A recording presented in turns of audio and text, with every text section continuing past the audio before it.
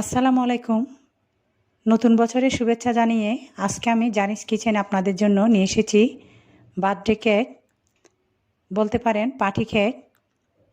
বাসায় কিভাবে আপনারা আপনাদের ছেলে মেয়ের জন্য বাসায় সহজভাবে বার্থডে কেক করবেন সেই রেসিপিটা শেয়ার করব। আশা করি আজকের রেসিপিটা আপনাদের খুব ভালো লাগবে। রেসিপি শেয়ার করার আগে আপনাদের কাছে আমার একটা অনুরোধ, যারা আমার চ্যানেলে নতুন এখনও আমার চ্যানেলটি সাবস্ক্রাইব করেননি, প্লিজ সাবস্ক্রাইব করে রাখবেন। পাশে থাকা বেল আইকনটি ক্লিক করবেন, তাহলে নিত্য নতুন রেসিপিগুলো আপনাদের মোবাইলে পেয়ে যাবে। প্রথমে শুরুতে আমি এখানে একটি বোল আর ইলেকট্রিক বিটারে হুইক দুইটা ডিপ ফ্রিজে আধা ঘন্টা রেখে দিয়েছিলাম। এখন এর মাঝে দিয়ে দিচ্ছি 1.5 কাপ ঠান্ডা ঠান্ডা হুইপ ক্রিম। এখন আমি 3 মিনিট বিট করে নিব। 1 মিনিট 1 মিনিট করে বিট করতে হবে। হালকা ফোমি ভাব আসলে আমি বিট করা বন্ধ করে দিব। এখন এর মাঝে দিয়ে দিব 1/2 কাপ আইসিং সুগার। আইসিং সুগারটা অল্প অল্প করে মেশাতে হবে, একসাথে মেশানো যাবে না। দেখুন, আমি খুব কাছ থেকে আপনাদেরকে দেখাচ্ছি কিভাবে আস্তে আস্তে আমি 1/2 কাপ আইসিং সুগার মিশিয়ে নিলাম। এখন আমার বিট করা শেষ। আমি একটু কাত করে আপনাদেরকে দেখাই, একেবারে ফোমি ভাব চলে আসছে। এখন এটা আমি 10 মিনিটের জন্য নর্মাল ফ্রিজে রেখে দিব। যে বার্থডে কেকটা আমি তৈরি করলাম, ওই কেকটা এখন ঠান্ডা হয়ে এসেছে। আমি একটা ধারালো নাইফের সাহায্যে মাঝখানে কেটে নিচ্ছি। দেখুন, সমানভাবে আস্তে আস্তে ঘুরিয়ে ঘুরিয়ে কেটে নেবেন, একেবারে সফট। এখন একটি বাটিতে 2 চা চামচ চিনি নিয়ে নিচ্ছি। এরপর এখানে 3 টেবিল চামচ নর্মাল পানি দিচ্ছি।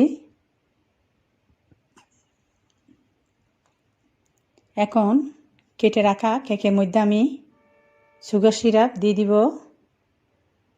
সুগার সিরাপটা অবশ্যই দিতে হবে, কেকটা একেবারে সফট হয়ে যাবে তারপর। এখন উপরের পাটটাও কেটে নিলাম সমানভাবে। ফ্রিজ থেকে বের করে আমি ক্রিমটা লাগিয়ে নিচ্ছি। ভালোভাবে ক্রিমটা লাগাতে হবে। এরপর উপরের সাইডের কেকটা আবারও আমি একটু সুগার সিরাপ দিয়ে দিচ্ছি। এখন কেকের উপর ভালোভাবে ক্রিমটা লাগিয়ে নিব।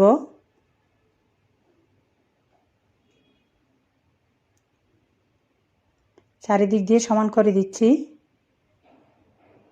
এরপর একটা মোটা কাগজের সাহায্যে আমি সব সাইডে ক্লিন করে নিচ্ছি। দেখুন আপনারা, একেবারে সমানভাবে একটা ডিজাইন হয়ে গেল।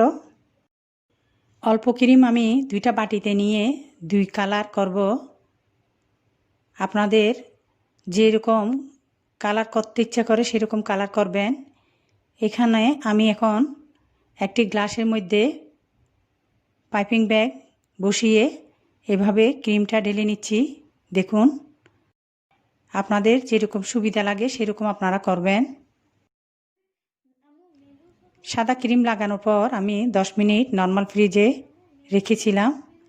এরপর এখন কালারিং ক্রিম দিয়ে আমি একটু ডিজাইন করে নিচ্ছি।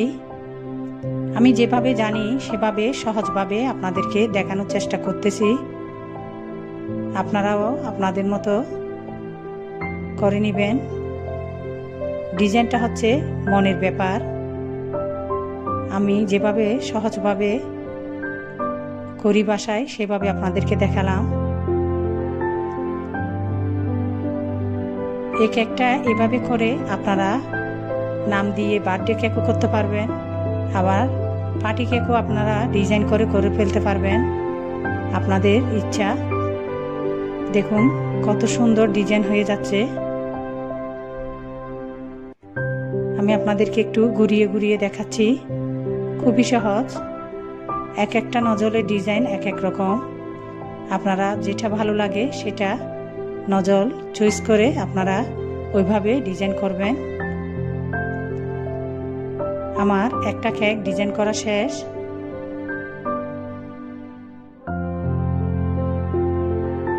এখন আরেকটা কেক আমি ডিজাইন করে নিচ্ছি। দুই কেকই একই কালার দিয়ে আমি দুইটা ভিন্ন ডিজাইনের আপনাদেরকে দেখাই দিচ্ছি, যাতে আপনারা বাসায় খুব সহজভাবে তৈরি করতে পারেন। দুই কালার দিয়ে দুই ডিজাইনের কেক অতি সহজে আমি একদিনেই তৈরি করে ফেললাম। একটা পার্টি কেক বলেন আর বার্থডে কেক বলেন, আপনি যেটা চাইবেন সেটাই করতে পারবেন।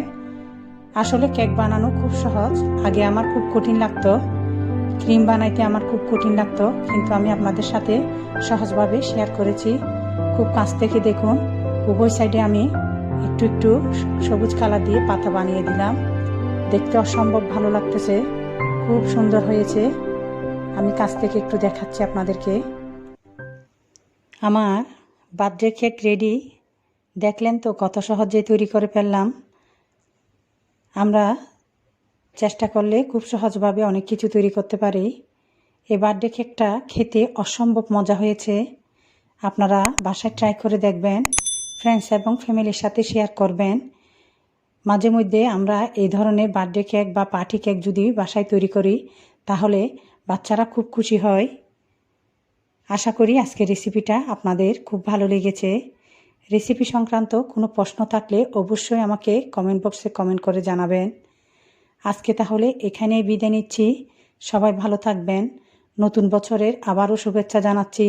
আগামী দিনগুলো যাতে সবার সুন্দর হয় সে কামনা করি। আমার পরিবারের জন্য দোয়া করবেন। আল্লাহ হাফেজ।